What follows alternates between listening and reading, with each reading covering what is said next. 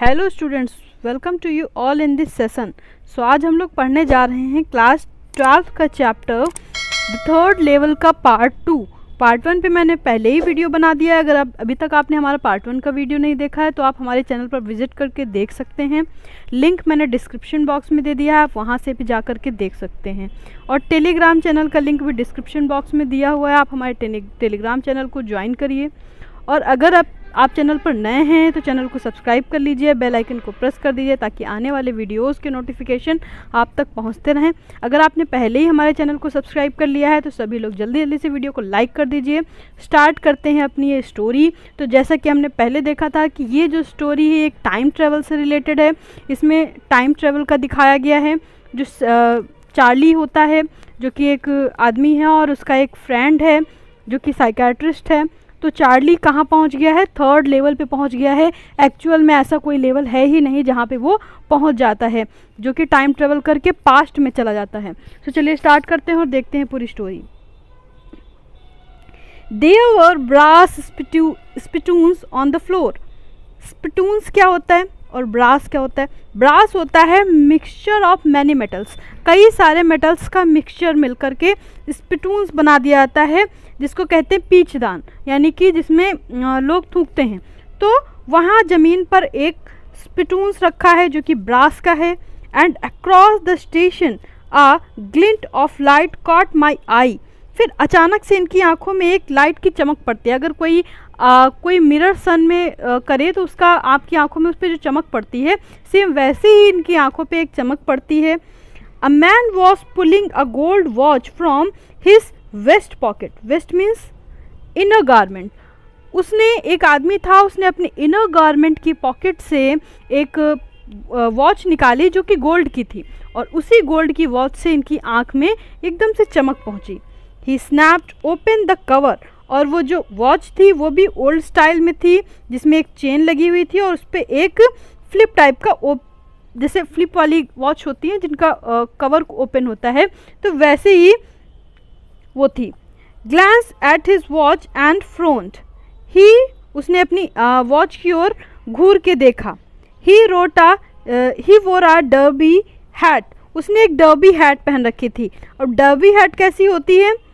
तो derby hat होती है बिल्कुल गोल शेप की जो हैट है, जो कि अभी नहीं चलती हैं, ज़्यादातर लोग पहले समय में इसे पहनते थे। तो डर्बी हैट उसने एक पहन रखी हुई थी।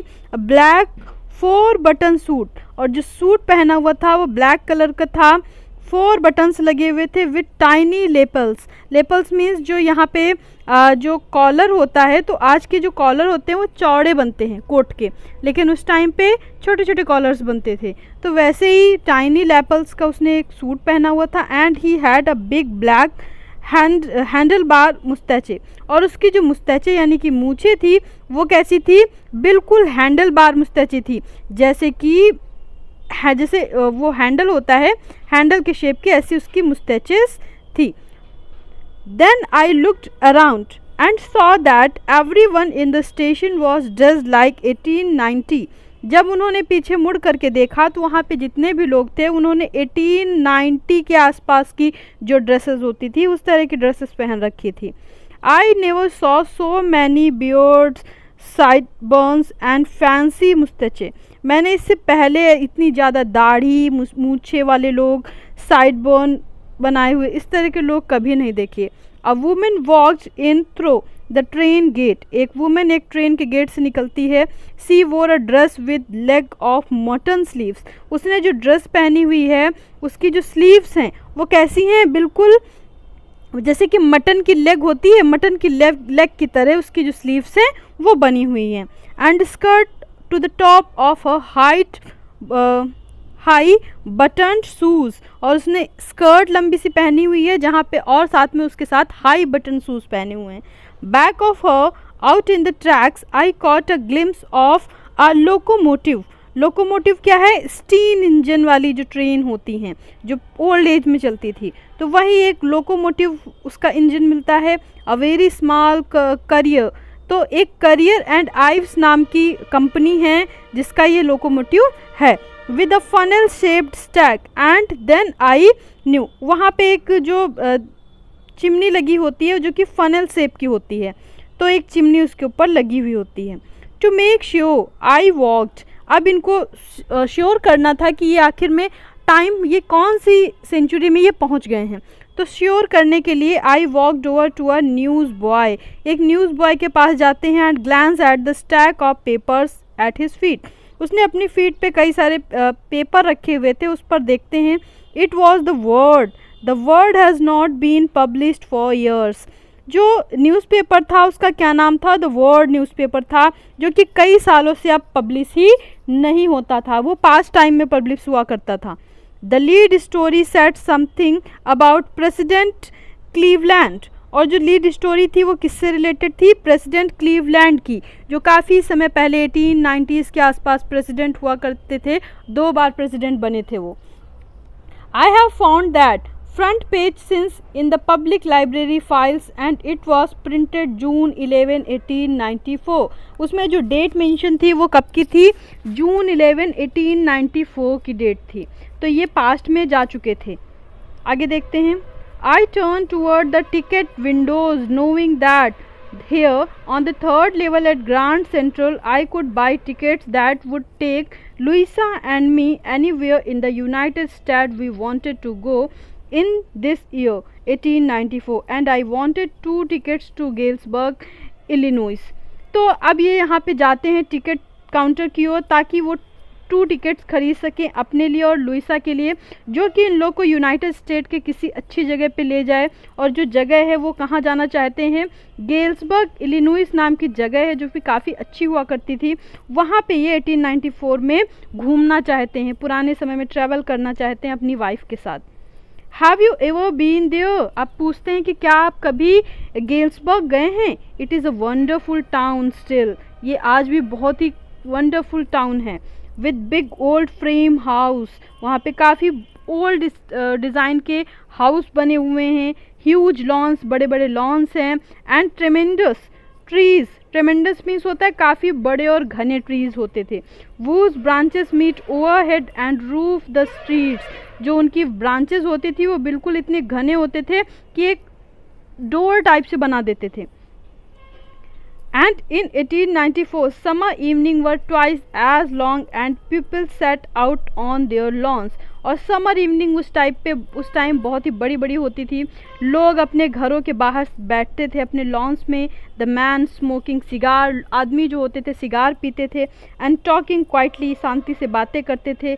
The women waving palm leaf fans, जो महिलाएं होती थी वो पत्तियों की पाम लीफ की फैंस बुनती थी। With the fire flies all round, और चारों तरफ फायर फ्लाइज उड़ती थी, फायर फ्लाइज में जुगनू उड़ते थे, तो चारों तरफ जुगनू उड़ते हुए दिखाई देते थे। बड़ी ब्यूटीफुल प्लेस का यहाँ पे मेंशन हुआ है, काफ़ी ब्यूटीफुली बताया गया है कि उस टाइम की सुंदरता जो पास्ट टाइम में हुआ करती थी। उस टाइम पे आज के जो इलेक्ट्रिक फैंस हैं इनका चलन नहीं था, और इस तरह के हाथ के बने हुए फैंस लोग डुलाते थे। In a peaceful word to be back there with the first world war still 20 years off, और अभी तक यहाँ पे फर्स्ट वर्ल्ड वॉर भी नहीं हुआ था। आज हम देखते हैं तो सेकंड वर्ल्ड वॉर हो चुका है और दुनिया थर्ड वर्ल्ड वॉर की ओर बढ़ रही है, लेकिन वो जो टाइम था जिस टाइम पे ये पहुँच गए हैं पास्ट में, तभी फर्स्ट वर्ल्ड वॉर होने के 20 साल बाकी थे, यानी कि फर्स्ट वर्ल्ड वॉर के 20 साल पहले ये पहुँचे हुए हैं, 20 साल पहले के टाइम में, और सेकेंड वर्ल्ड वॉर होने के तो 40 साल पूरे फ्यूचर में बाकी हैं। I wanted 2 tickets for that, अब वहाँ कितनी शांति होगी जब वॉर वगैरह नहीं होते थे, कोई भी किसी भी तरह का अच्छा सा माहौल था, तो उस टाइम पे पहुँचे हुए हैं, तो ये 2 tickets चाहते थे। आगे देखते हैं। The clerk figured the fair, he glans at my fancy hat band but he figured the fair, तो जो क्लर्क था उसने फेयर जो किराया है वो फिगर किया, बताया, उसने मेरी ओर देखा क्योंकि इन्होंने जो ड्रेस पहन रखी थी वो आज के मॉडर्न एज की थी, काफ़ी फैंसी हेड बैंड थी, तो उसको पहले देखता है। And I had enough for 2 coach ticket, इनके पास एनफ पैसा था कि ये 2 coach टिकट 1 वे की ले सकें, सेकेंड वे रिटर्निंग के पैसे नहीं थे, लेकिन जाने के टिकट भर के पैसे इनके पास थे।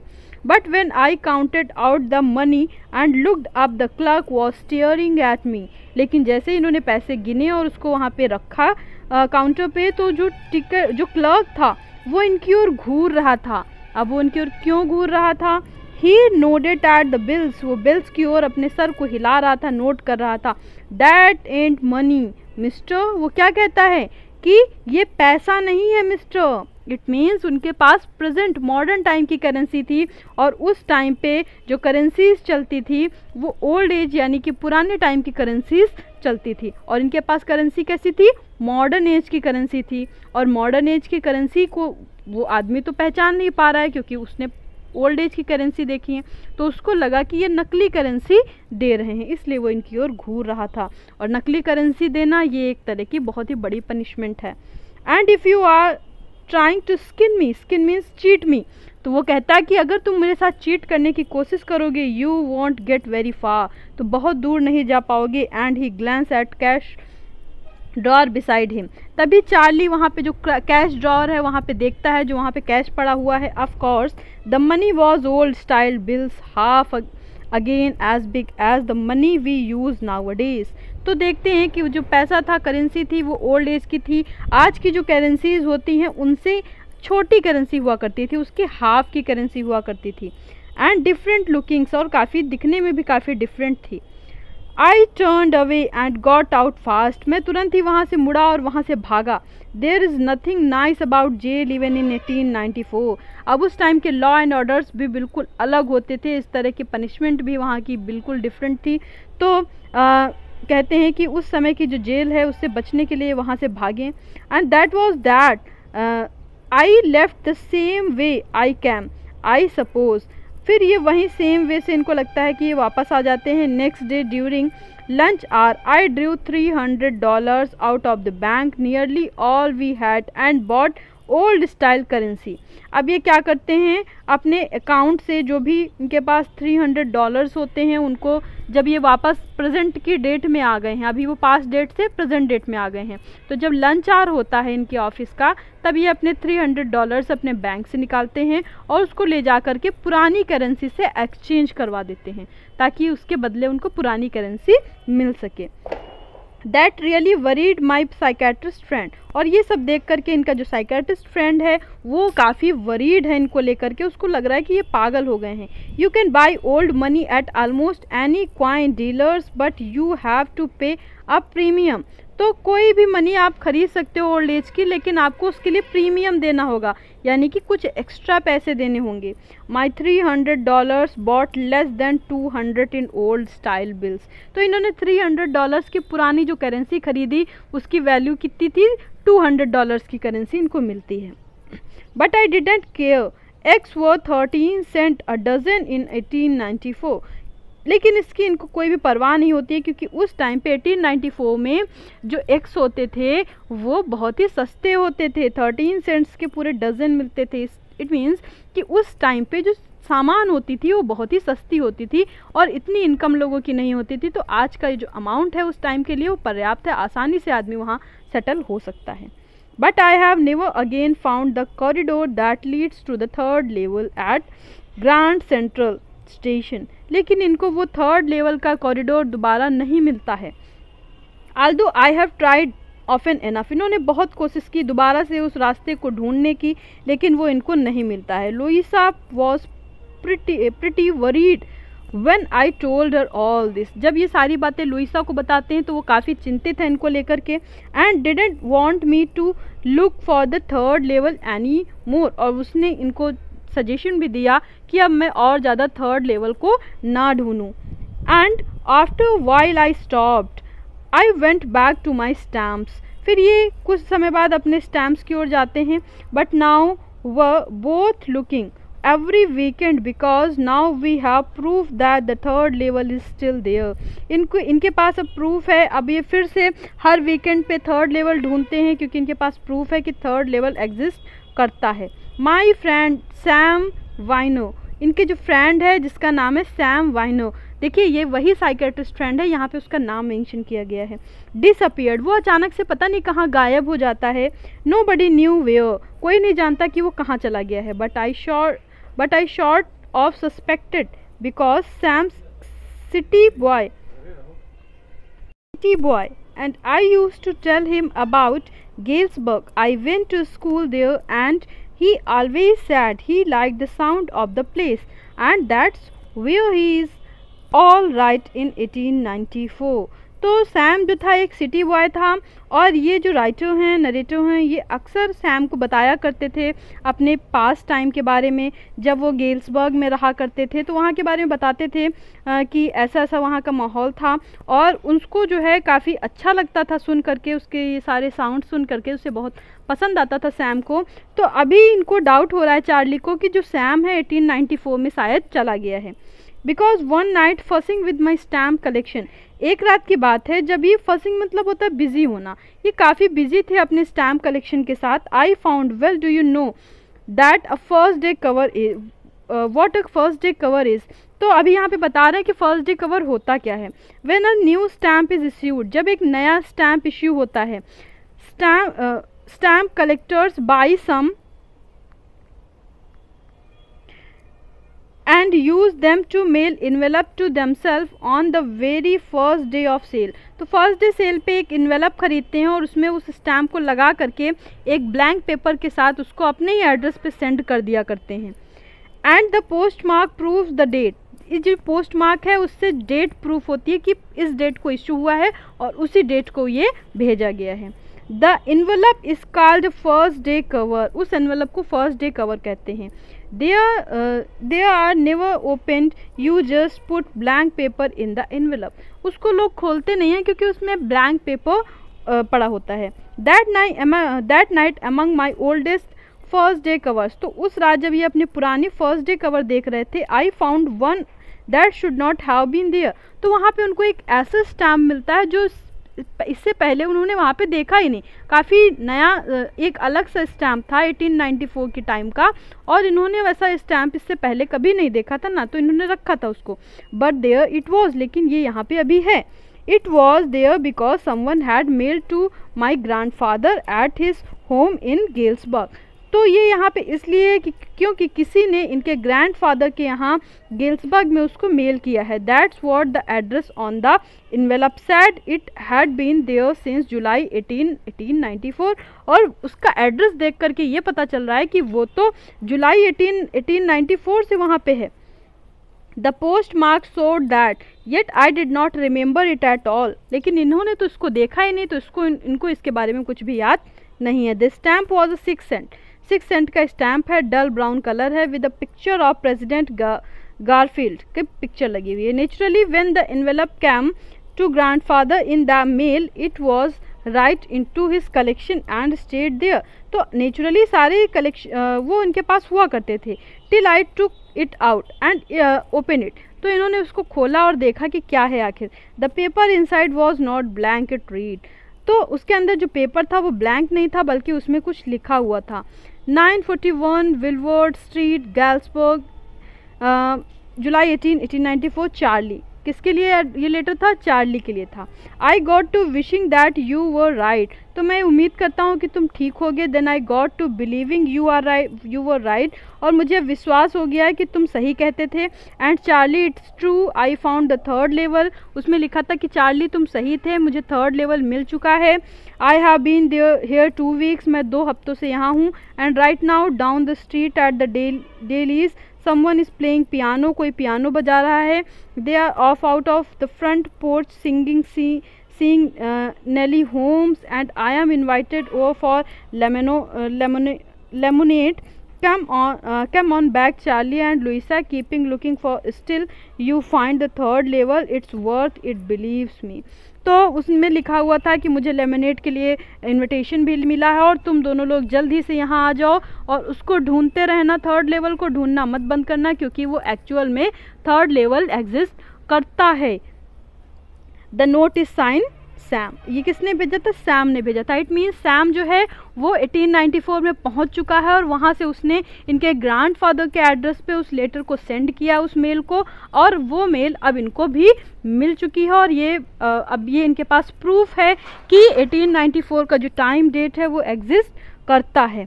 At the stamp and coin store I go to, I found out that Sam bought $800 worth of old style currency. फिर जब ये जाते हैं तो इनको पता चलता है स्टैम्प कॉइन स्टोर पे, तो वहाँ पे पता चलता है कि सैम ने $800 की पुरानी करेंसी खरीदी है। That ought to set him up in a nice little hay feed and grains business. और इतने पैसे से वो आसानी से 1894 में कोई अच्छा सा बिजनेस, ग्रेन बिजनेस या हे बिजनेस कर सकता है। जो एनिमल्स, क्योंकि उस टाइम पे एनिमल्स घोड़े वगैरह पे लोग चलते थे, तो उनके लिए आसानी से खाने के लिए भी लोग ढूंढते थे, तो उस तरह का बिजनेस अच्छे से चल जाएगा। He always said that that's what he really wished he could do. ऐसा ही उनका फ्रेंड सैम करना भी चाहता था। And he certainly can not go back to his old business. अब उसको अपने पुराने बिजनेस को करने की ज़रूरत भी नहीं है। Not in Galesburg Illinois in 1894 his old business why Sam was my psychiatrist.